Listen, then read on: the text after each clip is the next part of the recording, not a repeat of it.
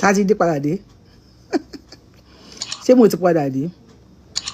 We are notifying viewers that you are live. Thank you. Okay. And the back will me share video. Ever in power. Take out your dear wọlé ká tó máa sọ. Ká máa sọ dan. Ká advice ara wa. Ká advice ara wa. Ẹ̀yin gender mi ṣé ò sí. Ẹ̀yin gender mi. Ṣé fún ni àbẹ́ẹ̀dì. Kí ló rọ́lù yín. Ẹ̀yin gender mi tẹ́ ló ń pokùnso. Tẹ́ ló ń gbógun jẹ. Àǹtí Bọ́lá ńlé kan ó mà lọ gbógun jẹ ni. Wọ́n ní wọ́n búlì ẹ̀ tó déètì ló bá lọ gbógun jẹ torí pọ́nrán. Àwọn tí wọ́n ń bú èní náà ló mọ àwọn kinní kan bú aláyìí náà ló mọ aláyìí àǹtí ẹ̀ ń ṣi èrè lọ́nà ọ̀run o kọ́lọ́ ń ṣàforíjì fún yín o. Ikú ló wáyé sí bẹ́ẹ̀ yẹn.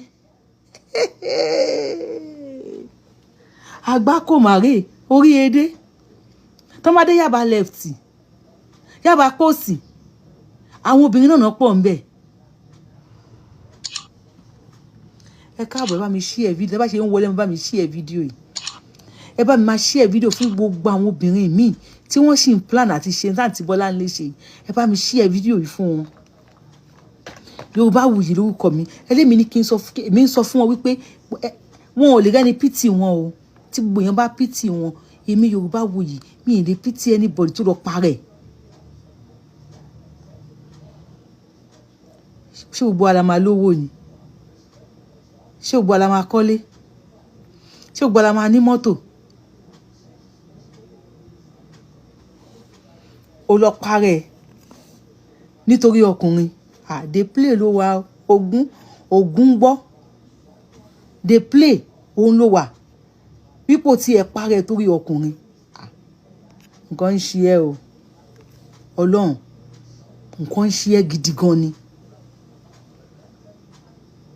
Gbogbo ẹ̀dá tó wá sáyé ló máa kú ṣùgbọ́n gbogbo ẹni tó bá kú kọ́ ló máa wọnú pósí sùn.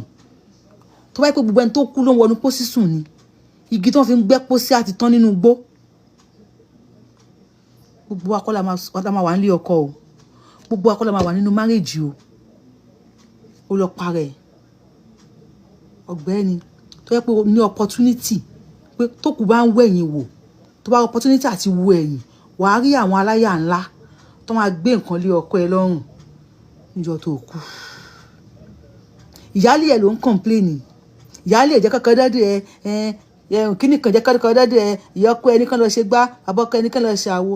Ọ̀gbẹ́ni tí ìyálé ẹ̀ tó rí ló ń sọ kò sẹ́ni tó máa fẹ́yàwó lé tí ò ní complain. Wọ́n ṣe fẹ́yàwó lé tí ìyálé ẹ̀ take care anyhow tó máa fẹ́ lè wọ́n náà máa take care ní decision tiẹ̀. Ọkọ ẹ̀ bá súnmọ́ ẹ mọ́ wọ́n ní ẹnẹsí ló ń ta èmi máa pẹ́ ẹ̀yin obìnrin ẹ ṣiṣẹ́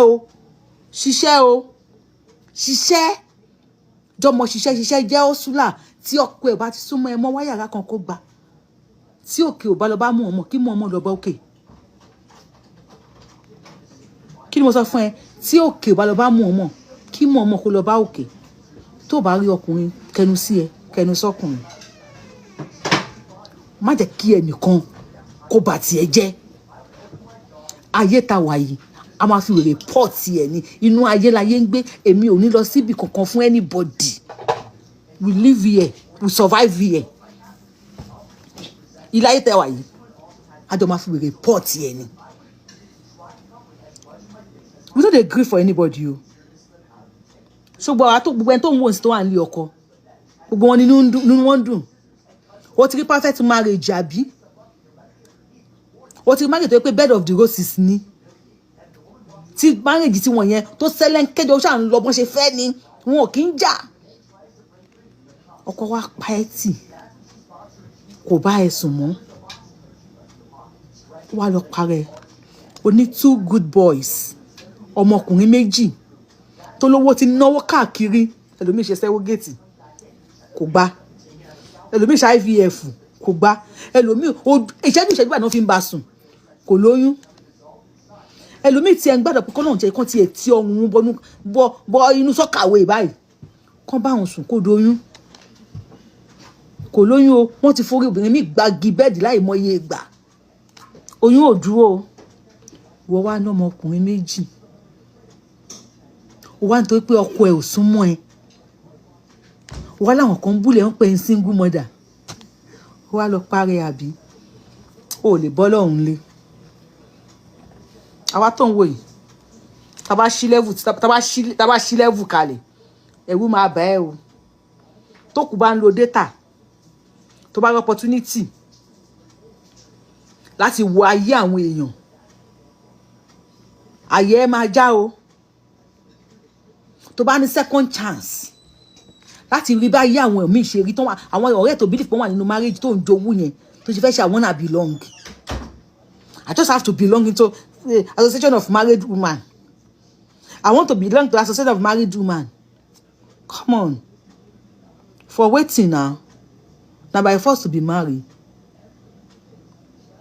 ẹ ló ní change díẹ̀ lọ́wọ́ mo ti sọ if you belong to the àwọn tó jẹ́ wípé wọ́n máa fi owó ra okódó ni àtàn rẹ̀ gba kádàrá kó má bàa gba kòdòrò wá ẹni tó dáa ọkọ ẹni ò fẹ́ ẹ mọ́ ìyàwó tẹ́nìkan kọ̀ sílẹ̀ tó lóun kò sì sílẹ̀ lẹ́nìkan ń dọ̀bálẹ̀ ó tún níyẹn lòun máa fẹ́ ẹ̀yin nìyẹn ayé nìyẹn ẹ sì máa ṣe lọ ẹ̀yin nìyẹn ayé nìyẹn ẹ sì máa ṣe lọ ìyàwó tẹ́nìkan kọ̀ sílẹ̀ ẹnìkan máa ṣe túrálì ó máa dọ̀bálẹ̀ ó máa ra bẹ́ǹsì kó tó bá sùn kò clear sí ẹ obìnrin tọkùnrin sọ pé òun ò fẹ́ mọ́ àwọn kan máa ṣe tó dáa fún nínú ayé kọ́kàn lè bí a bá sùn lásán ó lọ parẹ́ ìyáálì ẹ mo gbé fún o àwọn tó sọ pé wọ́n búlì ẹ̀ gan mo gbé fún wọn o ogún gbọ́ o àgùntàn wọn rí sèédú ìbẹ́nà gba ṣù lọ́wọ́ ẹ̀ náà if you love yourself tó bá ti ń jí láràárọ̀ bó tó ń wò míì tó bá ti ń jí láràárọ̀ tó gbọ́dọ̀ wà lọ́kàn ẹ̀ number 1 I love myself if you love yourself ò ní parẹ́ fẹ́ anybody I love myself first kó tó wá love àwọn ọmọ ẹ̀ kó tó wá kan anybody love ọmọ yàtọ̀ sí love ọkọ o ṣùgbọ́n if Bọ́láńlé ìkànnì ẹ o Bọ́láńlé tó parẹ́ ìkànnì ẹ ọ̀dájú abiyamọ ni ẹ pàápàá ò kí ń ṣe ẹni re ò sọ pé ò níyà ṣáwọn ọmọ ẹ wá níyà nísìn ṣọ máa kọ́ àwọn ọmọ ẹ fẹ́ mi kí máa tọ́jú wọn láyé báàgì ráìsì 120,000 naira èló ní sálárì mi ó ràn náà ìwọ ya dànù ìyà tó yẹ kó face 1-on-1 tí ayé bá kó ẹ̀ṣẹ̀ tiẹ̀ kí wọ́n gan sọ pé níbo kókó gáìdì pé àjọ máa yíra wa lọ́rùn ni tí ayé bá dúró tiẹ̀ pé òun á ṣe ẹ́ léṣe òun kan máa fi pé wàá wá 2x2 tó gùn ti ayé ojú lásán ò gbé ayé ìwé gíga máa fi pọ̀ tiẹ̀ ayé tó ń wò yìí ojú lásán ò gbénú ẹ̀ wèrè ní everybody máa fi pọ̀ tiẹ̀ ò wá dúró kó fi wèrè pọ̀ tiẹ̀ ó wà láyé àwọn ọmọ ẹ̀ ń jẹ̀yà but no nísìn ọ̀lẹ coward ojo àti ó ti sálọ nísìn àwọn ọmọ ẹ̀ wá rìsáàfù ìyà fún wọn wá jẹ multiple ìyà nísìn ṣáàmù ẹ̀ máa ṣàdúrà fún ẹ̀ òbí àwọn tó sọ pé alẹ́ yìí náà ló mọ òbí àti jẹrin yẹn sì wọ́n jẹun ọ̀gbẹ́ni life goes on life continues fún olólùfẹ́ mi tó ń wò mí tó bá ní plan ó dùn mí pé mi ní opportunity láti bá Bọ́láńlé sọ̀rọ̀ so ìwọ tó ń wò mí sí tó opportunity àti rí mi Yorùbáwùyí lórúkọ tèmi tó bá bìlì kò fẹ́ fàyè sílẹ̀ tó bá jẹ́ obìnrin ẹ̀yin obìnrin ẹ ṣiṣẹ́ tọ́lọ́run bá bẹ ẹ ṣe tó bá tún ní change díẹ̀ lọ́wọ́ àwọn ayé tún máa bú ẹ o àwọn ayé tún máa bú ẹ o wọn ní bú ẹ kẹ̀ má ló fowó ro kódó ọ̀gbẹ́ni ó fowó ra aṣọ tó wọ̀ yẹn ó fowó ra ni o pátá tó fi bo kinní ẹ̀ ṣe bó fowó ra ni kọ́mù ẹ̀ ńkọ́ ó fowó ra oúnjẹ tó fẹ́ jẹ ńkọ́ ó fowó ra mọ́tò tó ń gùn ńkọ́ ó fowó ra pọ́n ajé ògún gbọ́ fi owó tó o ní Bọ́láńlé wọ́n ní ọtí ló ń tà wáìnì ló ń tà fi owó ra ayé ta wà yìí wọ́n lára gbé ní kí bá lọ ṣoògùn nìkan anything that will suit you anything that will make you happy tó bá ti lè rà fowó rà tọkùn kan sọ pé òun ò fẹ́ ẹ mọ́ okay fine okay kò lóun ò fẹ́ ẹ mọ́ wọ́n ń bú ẹ ń bẹ̀ ni wọ́n ní kinní kan àwọn ọ̀rẹ́ ẹ̀ ń pè ẹ́ single mother ọkọ náà dẹ̀kẹ̀rẹ̀ kò súnmọ́ ẹ wá yàrá kan kò gbà ẹni tó bá kà lẹ́nu máa ro tó bá ti gba yàrá kan wọkùnrin tó bá dà tó bá yẹ pé èèyàn gbọ̀ngbọ̀n ló láìkì tó èmi láìkì ọkùnrin kátó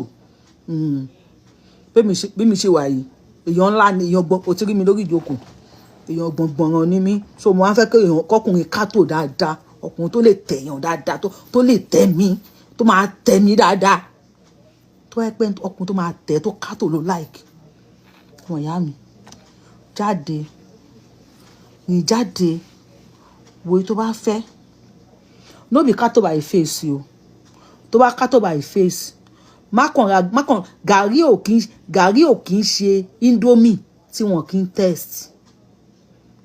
test yẹ come on wọ́n tó bá ti pọ̀ mọ́ 18 years o lè kó lórí show yìí o test yẹ tó bá kátó níta jẹ́ kó kátó nsàlẹ̀ tó bá kátó níta tó bá kátó nsàlẹ̀ ọmọ wàá disqualify ẹ̀ ni o pẹ̀lú pẹ̀lẹ́pẹ̀lẹ́ ló máa mú sẹ́gbẹ̀ẹ́ kan ra nǹkan tó máa dùn ẹ́ nínú ó yà wèrè ni ó ṣunú ni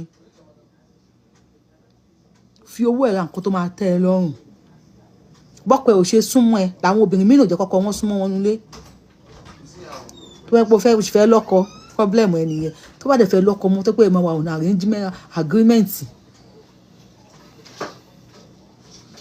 ọmọ you want me I want you tán kó ní ká kú kángára ẹ lọ tó bá pẹ́ lẹ́ẹ̀pa ló fẹ́ all this lẹ́gẹ́lẹ́gẹ́ can destroy the lẹ́pa section ló máa lọ make sure pé get tó tẹ́ ẹ lọ́rùn lẹ́pa lélẹ̀ the lẹ́gẹ́lẹ́gẹ́ that can destroy you see the lẹ́gẹ́lẹ́gẹ́ that can tó lè destroy ìwọ fún ara tó yẹ pé orí àtẹlẹ tó bá ṣe tó wà èmi ìjọba dákú ni go for that lẹ́gẹ́lẹ́gẹ́ tó bá yẹ pé ọ̀rọ̀ bọ̀ ló fẹ́ go for the ọ̀rọ̀ bọ̀ tó bá yẹ pé tó níkùn ló fẹ́ go for oníkùn tó bá yẹ pé ní 6 pack ló fẹ́ go for oní 6 pack yìí tó o bá fẹ́ kó tún wá test ẹ wò kó test capacity ẹ ṣé 50 watts ni ṣé 200 watts ni ṣé 10 watts ni kí ni capacity tọ̀dọ̀ tiẹ̀ compare sí tọ̀dọ̀ tiẹ̀ ẹjọ́ tètè equation ẹjọ́ balance equation tí equation yẹn bá ti balance èyí tó bá qualify nínú wọn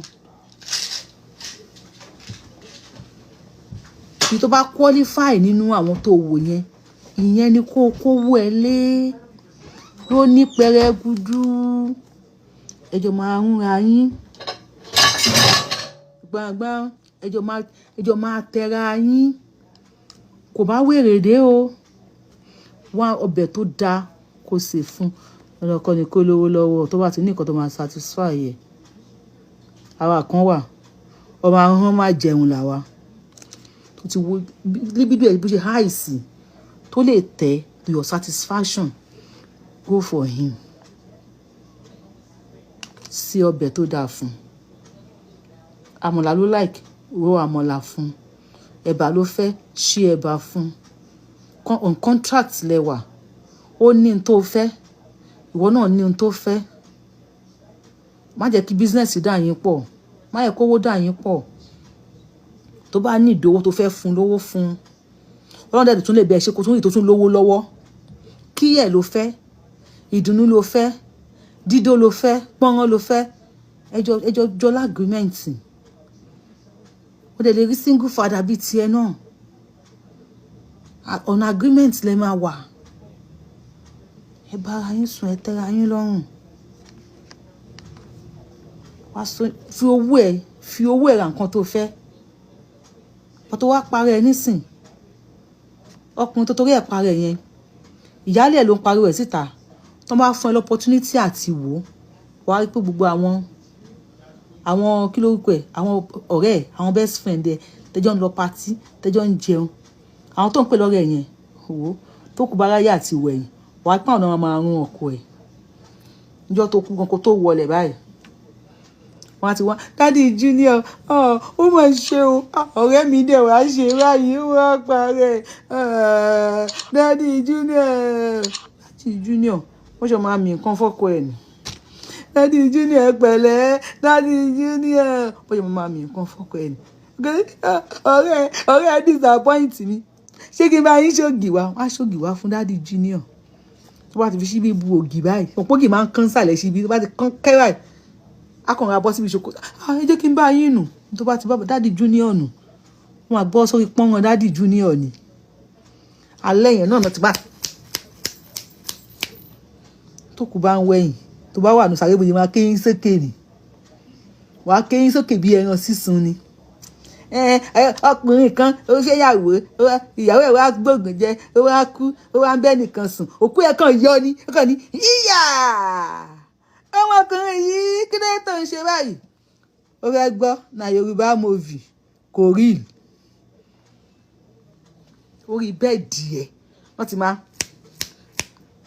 lẹ́yìn yẹn tí wọn ò bá tún tètè rí nǹkan tó máa fi clean wọ́n lè mú lára àwọn aṣọ tó ń wọ̀ lọ sọ́jà tó máa fi clean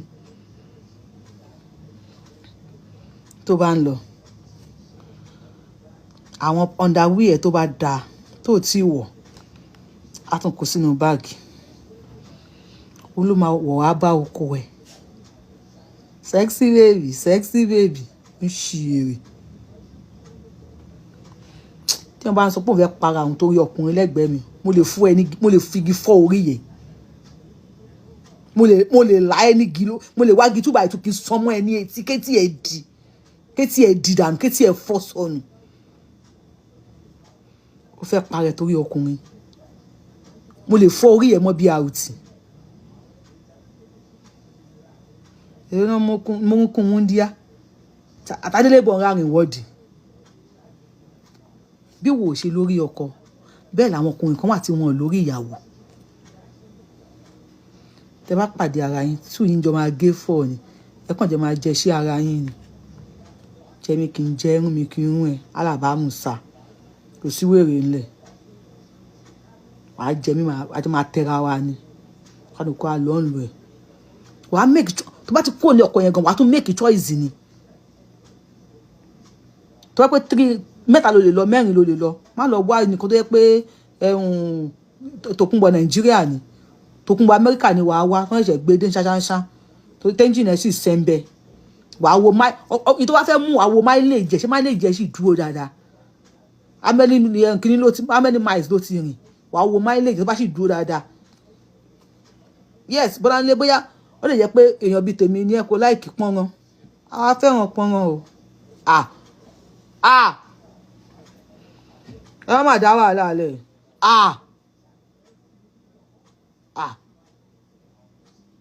kí wá ni mo dúró tì kí ni mo torí ẹ̀ kó lè bàbá àti ìyá mi wọ́n dá nǹkan tí ò dálé àwa láìkí pọ́nran o ẹ tó bá dé tẹ̀ mí kí wá ni mo torí ẹ̀ wà lọ́dọ̀ ẹ̀ wá yẹ̀ wò ni tẹ́lẹ̀ yìí dà wá yẹ gàrí yẹn wò gàrí olóyè ọ̀lẹ́lẹ̀ gàrí eléyìí kan gàrí ìjẹ̀bú lélẹ̀ eléyìí máa wúlò mi èyí tó bá pì ẹ̀ ló máa mú nínú wọn ìyẹn ni wàá tẹ̀ bá tì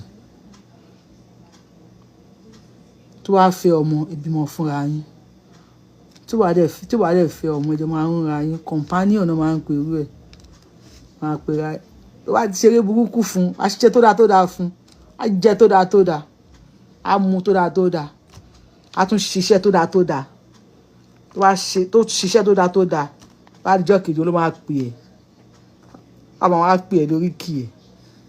Ẹ lọ́ àbẹ̀ ni. Báwo ni? Àdìsá báwo ni? Ṣé dáa lè wà? Ìwọ ń kọ́. Wá ti ń sọ̀rọ̀ tó máa pọ́nnu lánàá. Ìwọ ti ṣe tó dáa tó dáa fún un. Báwo ni jẹ́ dọ́là tún máa ríra ṣé bí ìdùnnú ló ń wá? Ó dẹ̀ ní ṣéǹjì lọ́wọ́. Fowó ẹ̀rà dùnnú ẹ̀ náà. Ṣùfowó ẹ̀rà náà. Obìnrin mi wọ́n ti lù pa nílé ọkọ ẹ̀. Wọ́n ní wọ́n lù pa. Wọ́n lù tó fi tẹ́mi fi bọ́ lẹ́nu ẹ̀. Kí ló ń dúró dè? Tán fi lù ẹ́ pa. Ẹ bá mi tẹ́tàn pọ̀, ẹ bá mi power tap lórí show yìí. Tẹ́lẹ̀ náà bá tún ṣe, tí má ti gbélé kalẹ̀ báyìí. Kódà ẹ lè ṣí ẹ̀ kí bá power tap lórí ẹ̀. Tí má ti gbélé kalẹ̀. Sábà mú sá. Ìtókùn tún dijọ́ mi ọjọ́ rí ni. Ẹ ṣí ẹ̀ fídíò yìí. Ẹ power tap lórí ẹ̀. Ẹ tẹ̀lé wa Yorùbáwùyí. Tó bá ti wá la máa sọ Bọ́láńlé tó parẹ̀ là ń sọ lọ́wọ́ báyìí.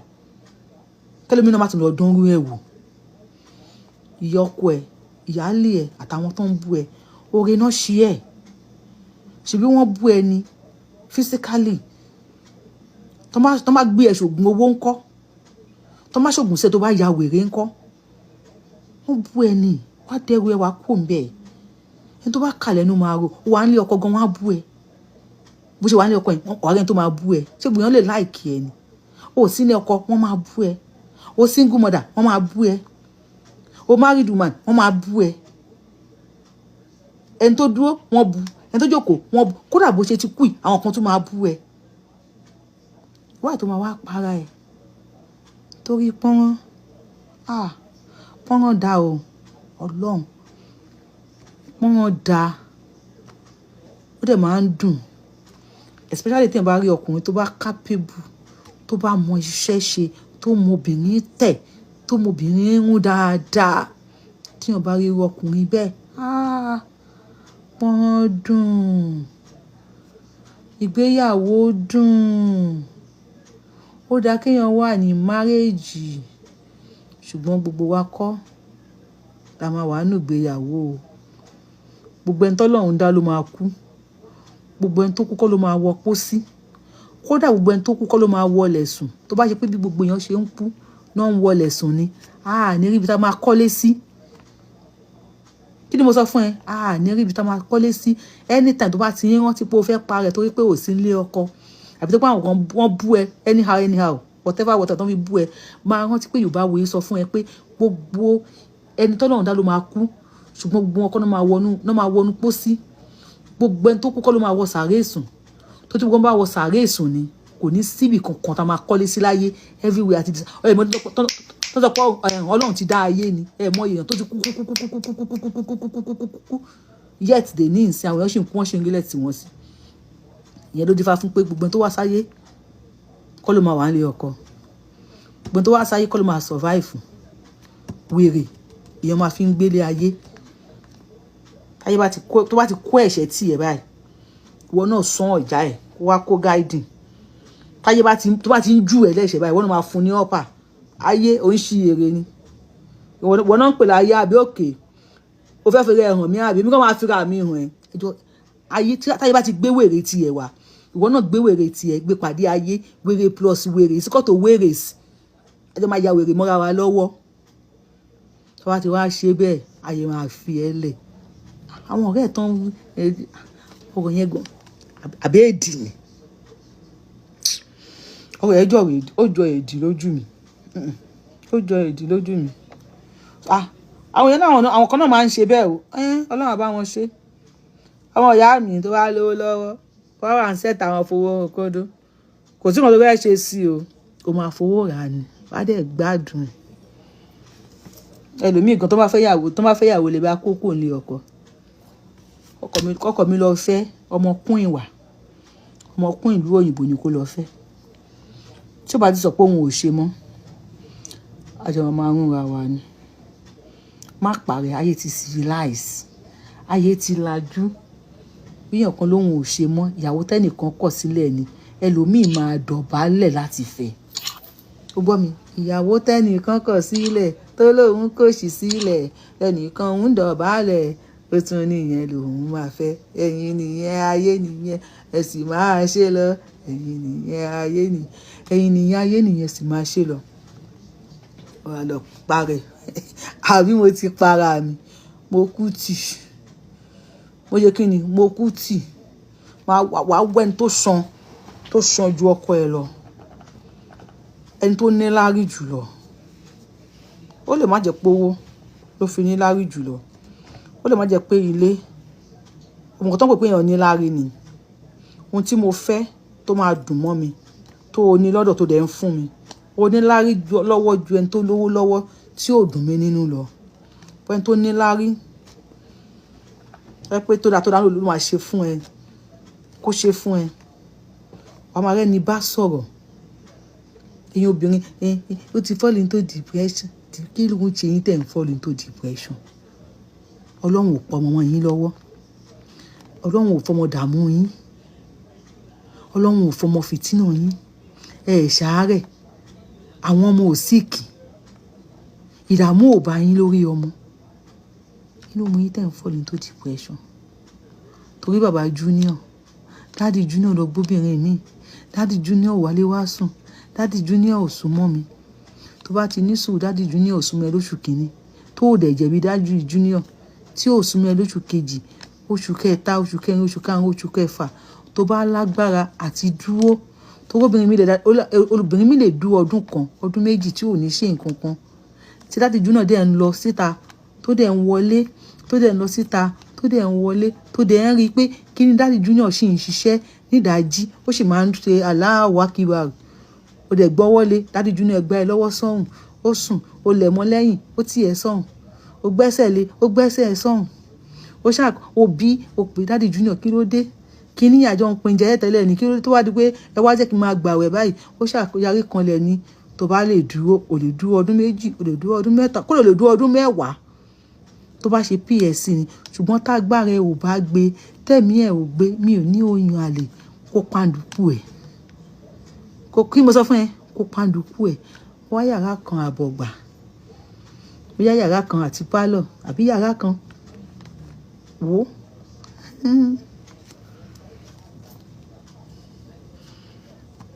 Àwọn ọmọ kan wà ń ta gbogbo àgbákò eré tí dáàdì Junior ò lè ṣe náà máa ṣe fún ẹ. Dáàdì Junior á rí ẹ láàrin oṣù méjì tó kù nílé ẹ̀ báyìí máa wò pé ẹ wá. Ṣé mọ́mì Junior tí mo kọ́ lẹ̀ lélẹ̀? Kò ní dá ẹ mọ̀ mọ́. Àwọn omi kan wà tó yẹ pé fertilizer burúkú ni. Tó bá gbà kò ní dá fún ẹ̀sìn ẹ ló máa sọ. Kó wò mí sùn báyìí sí kò ní wọ ní ẹ̀sìn mi. Sójú ò ní tiẹ̀. No, o kàn ní máa fi bẹ́ẹ̀ ni pé kò lọ para ẹ̀. Kò ní ìwọ ní ẹ̀sìn mi. Ṣé o lè sọ síta pé ìwọ ní ẹ̀sìn mi? Ṣé o ní máa rò pé ó yẹ kó lọ pokùnso?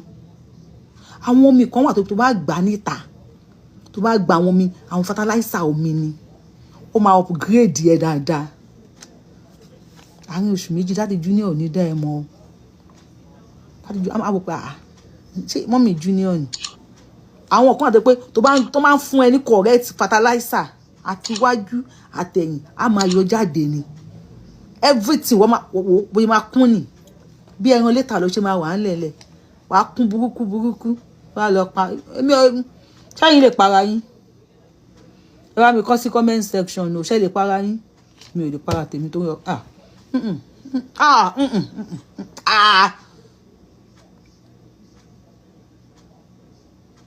Ibo ni mo ti mi ò láti wá jẹ nínú ayé. Ìyá mi ẹni láíláí God bless you. Mélòó mo ti jẹ nínú ayé? Kọ́ngán mélòó ni mo ti fà? Style tó ń ṣe ní 1970s. Style missionary. But tó di 80s wọ́n change ẹ̀. 90s wọ́n change ẹ̀. Year 2000 wọ́n change ẹ̀. 2010 wọ́n change ẹ̀. 2020 àwọn ọmọ wèrè yẹn tó wá káwọn orí burúkú style síta nísìn. Lóríṣiríṣi ló wá ráwọn ọmọ yẹn o. Ṣé mi ọ̀gbẹ́ni start 2030 2040 2050 2060 2070 20 tó bá possible for life ká di Mẹ̀túsẹ́là sínú ayé dùn kó possible pé àjọ wà nínú ayé yìí for life for hey ká dẹ̀ ṣe máa lè kí capacity àti máa lè fa nǹkan wà a máa fà á lọ ni kò máa tẹ́lẹ̀ kó máa sọ pé òun ò ṣe mọ́ kó get out ẹ sọ pé òun ò ṣe mọ́ kó get out ó ṣe mọ́ ìlú mi máa ṣe náà akẹ́ni ọkọ̀ tán ẹ ò pẹ́ kíní kan ó máa wọ iná yàrá yẹ ìwé náà máa wọ̀ bí yẹn sọ̀rọ̀ àwọn kan ti wú ọmọbìnrin yóò wọ náà ni ó ní sìn náà ni bóyá ń sọ̀rọ̀ ọ wọ yàrá yẹ ìwé ló kọ́ sí lọ wọ náà kọ́ àwa tó ń wò yìí ojú ti dá máa ṣe nǹkan tó bá tẹ́ lọ́rùn kó fara mọ́ tó bá tẹ́ lọ́rùn kó lọ parẹ́ Yorùbáwùyí lórúkọ mi Yorùbáwùyí lèmi ń jẹ́. When life throws stones at you, pick them up, pick the stone up, build a mansion with it. Nígbà tí ayé bá gbógun dé, tó wọ́n bẹ̀rẹ̀ sí ní dà ẹ́ lókúta, tó wọ́n bẹ̀rẹ̀ sí ní lẹ̀ ẹ́ lóko, kó àwọn òkò yẹn jọ, kó fi build the mansion. I'm going to quickly tell you a short story about me. Àwọn tí wọ́n mọ̀ mí, wọ́n mọ̀ story tí mo fẹ́ sọ, just like 2 minutes. Nísìn, àwọn tí wọ́n búlì tèmi lórí internet, àwọn ni wọ́n fi oúnjẹ sí mi lẹ́nu nísìn. Nítorí pé mi ò gbà kí búlì wọn kó wé mi down. Pàtó mo ṣẹ̀ lórí internet mo ṣe ń sọ̀rọ̀. Wọ́n pè nìkan ní Elizabeth Ọbanla Adébuhari. Òun ló kọ́kọ́ pè mí ní àdáwọn. I have spent over 50 years lórí ilẹ̀ ayé yìí. Mi ò gbọ́ nǹkan tó ń jẹ́ àdáwọn rí. Àdáwọn oní tight tongue. Mi gbọ́ rí. Until when I get on the internet. Ní gbogbo pé èèyàn pé àdáwọn ni mí. Mi ò gbédè yẹn rí. Àdáwọn oní tight tongue. Wow. And bóyá sọ yẹn ó ti wá gang up àwọn likes of Mewolaka and àwọn olórí burúkú bíi tiwọn jọ. Anywhere somebody is saying something about me, they will go and write it there. Àdáwọn, aláwọn lílọ, oní tight tongue, àdáwọn. Even the man ṣe show, they will just come in their tens, in their hundreds, even sometimes in their thousands. Àdáwọn, oní tight tongue, aláwọn lílọ. I'm like, oh, do they want to make fun of me? Mo wá bí lọ́wọ́ yẹn kí ló ń já dá wọn? Wọ́n lẹ́ni táwọn ẹ̀ bá lọ ló ń já dá wọn. Akílòlò. Akálòlò tọ́ ni mò ń kálòlò. Okay. Mo jókòó. Àwọn people ìbáwo ni mo ṣe lè bá wọn nú jẹ́? My dear, anybody bá ti ń plan àti bà ẹ́ nínú jẹ́. Téèyàn bá ti ń plan àti jẹ́ pé òun fẹ́ bẹ̀ ẹnu jẹ́, ẹsẹ̀kẹsẹ̀ máa ní plan àti bà yí ẹ̀jẹ̀. Trust me. Téèyàn bá ti ń plan tó ti pé ẹni yìí ó fẹ́ bà ẹ́ nínú jẹ́ ni, òun kò fẹ́ make ẹ sad ni o, ìwọ máa plan àti bà yí ẹ̀jẹ̀. Tó bá bí ṣe wà yìí, òfin Mósè ni mo tẹ̀lé. Tó bá kàn mí ní kò máa ṣẹ́tùbà ìtumọ̀ ẹ lórí. Okùn mi ní kò lásán máa 2x2 ni máa kó bo ẹ tó bá níṣò gan mo máa fi fẹ́ kó níṣò kí n kó bo ẹ lórí. Mo jókòó. Àdáwọn. Okay. Mo ṣe báyìí. Tí n bá fẹ́ sọ̀rọ̀ máa ní ẹ tó bá ti mọ̀ mí ẹ mọ̀ kan tí máa sọ tí máa ti parí show máa ní I am the one mo wá sọ the self appraise. Àdáwọn tàìtọ̀ tó sọ mí yẹn mo wá sọ the self appraise. Now listen to how I put it. I am the one and only Akalolo of Yoruba land. Àdáwọn le Yorùbá ọmọ jọmọ lọ. Àbẹ̀ní ọmọ òṣè pààrọ̀. Ẹ tó máa pààrọ̀ tí wọ́n máa déwájú federal government. Tó máa sign ni wọ́n máa déwájú Elédùmarè. Èèyàn kí n Ọlọ́run lọ́fẹ̀ẹ́ o. Wàá kú bí 99 times 99 times. Tó bá padà wá sáyé kó wá di Mẹ̀túsẹ́là lórí àwọn family ẹ̀.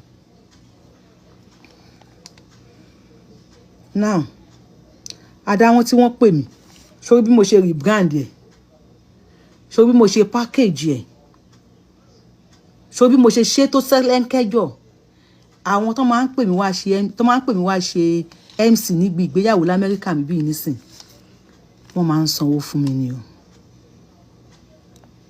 and many of them owó kí ló bí yá wọ́n san many of them ò mọ mí ní Yorùbáwùyí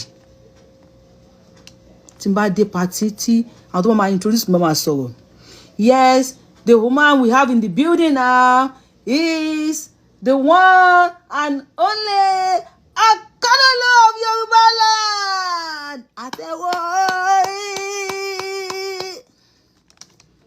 People pay me money now because of that name given to me by a bully. Mo ń gba owó. I wish I'm gonna make bí mo fẹ́ ṣèwé kí n pè ní di àbí movie Akalolo of Yoruba land. When they throw you stones, pick it up, build a mansion with it. Tó pé Yorùbáwùyí lórúkọ mi many people ò mọ̀ Yorùbáwùyí. But when you hear the one and only Akalolo of Yoruba land,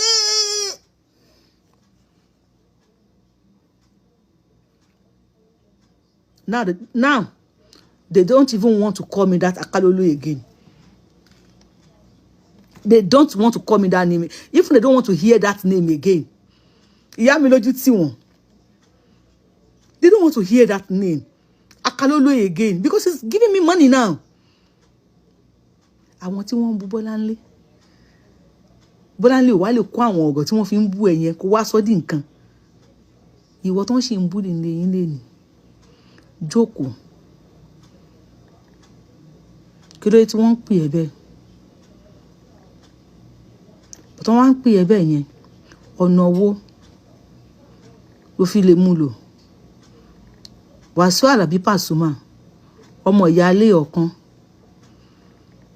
Ṣé bóyá ìyá ẹ̀ ló ń ṣe ìyáálé ọ̀kan nínú fíìmù tẹ́lẹ̀ kó tó pé ìyáálé ọ̀kan kejì ṣe ẹnìkan fi bú ó pè ní ọmọ ìyáálé ọ̀kan nígbà ayé Ìjẹ̀wọ̀n àti Òṣùpá. Kí ni Pasuma sọ tó bá fẹ́ kí rẹ̀ á lóhùn ọmọ ìyáálé ọ̀kan. Anytime anybody bá ti fi kíní kan bú ẹ tó bá ti fi bú ẹ báyìí sọ di orúkọ. Kí ni mo sọ fún ẹ? Sọ di orúkọ. Tó bá pè láṣẹ́wó fi pọ́ọ̀ṣì sí lẹ́yìn. O ti gbọ́? Aṣẹ́wó ni fi pọ́ọ̀ṣì sí lẹ́yìn. Aṣẹ́wó tó pọ́ọ̀ṣì.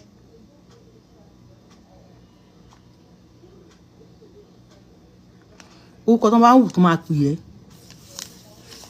Mú báyìí. Sọ di material kó fi kọ́lé. Ojú máa ti aláya wọn. Adé Buhari nígbà tó rántí màá make sure pé forí íńtánẹ́ẹ̀tì ilẹ̀ fún mi ní màá make sure pé kó lórí íńtánẹ́ẹ̀tì ní ìwọ máa Akalolo yìí. Adé Buhari èmi àti ẹ̀ age mate ni wá. We are age mates. Bóun ló ti gbó yẹn. Màá make sure pé forí íńtánẹ́ẹ̀tì ilẹ̀ ní ìwọ máa Akalolo èmi ló ń pè lọ́mọ tó pé mi ò lóra mi lòkulò. Àní igi Ọlọ́run fún mi ní good stature. Akalolo of Yoruba land èkíní kan ìwọ máa dá wọn yìí. Tó máa pè ẹ́ ní anything. Kó báyìí kó jọ kó mọ́ bí a mọ̀.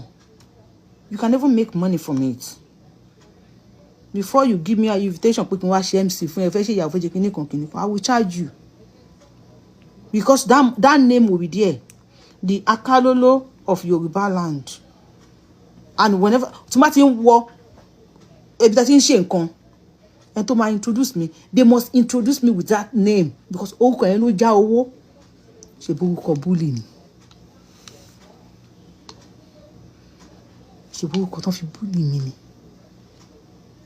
kí mi wá nìyẹn ẹ pè mí ní kinní kan màá sá kúrò lórí íńtánẹ́ẹ̀tì ó tẹ̀lé sá kúrò lórí íńtánẹ́ẹ̀tì ṣùgbọ́n wà sá kúrò láyé Bọ́láńlé tó parẹ́ tó sá kúrò láyé ọkọ ẹ̀ àti fẹ́ ẹ̀rún gbogbo àwọn ọ̀rẹ́ ẹ̀ pa torí kò tó kúrò láyé láì mọyì ọ̀rẹ́ ẹ̀ lójú wọn ti ń wọ ọkọ ẹ̀ wọ́n máa ń rún ọkọ ẹ̀ dáadáa ọmọ wa sunkún nù sàárè ẹ má para yín o kí ni mo sọ fún yín ẹ má para yín ayé yìí dùn o Bọ́láńlé you are a coward Òjó ni ẹ Òjó ni ẹ Òjó ló máa ń sáré Òjó ló máa ń parẹ́ ìgbà yìí káwọ́ọ̀dù o àwọn bíi tiẹ̀ náà lè máa káàánú ẹ̀ èmi ò lè káàánú ẹ̀ o.